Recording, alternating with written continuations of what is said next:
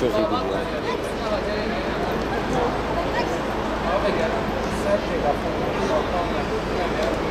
Mustafa Biçer 10 ay önce hani 11. aya girdik. Adalet mitinge katılıyor. O mitingden dolayı zaten sloganlarda 2 gün nezarethane gidiyor. Nezarethanede HDP tarafında aşılanıyor. Çocuk Kobani'ye götürülüyor. İkinci günü bizi aradı. Mustafa dedi ki ben YPG'ye katılmışım. Parti tarafında götürülmüş. Hepsi telefon ses kayıtları bizde mevcuttur çocuğun zaten.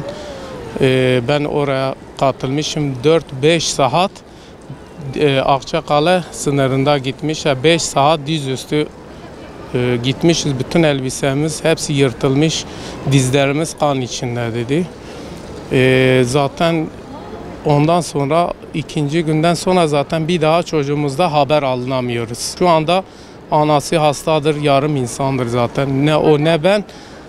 İnsanlar bir gün ölüyor, biz her gün ölüyoruz, her saat ölüyoruz. Bize ne zevk kalmış, ne bir şey, ne bayramımız bellidir, ne günümüz bellidir. Biz her gün ölüyoruz, her saat ölüyoruz. Bizim isteğimiz, bizim oğlumuz Haçlı Siyonistlere hizmet etmesinler, oğlumuzu göndersinler.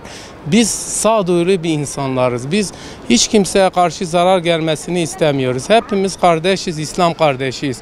Yani kime karşı ve kime mücadele ediyoruz? Bu neyin mücadelesidir, neyin kavgasıdır yani biz onu bir anlam veremiyor. Ben yıllardır Kürtçe konuşuyorum.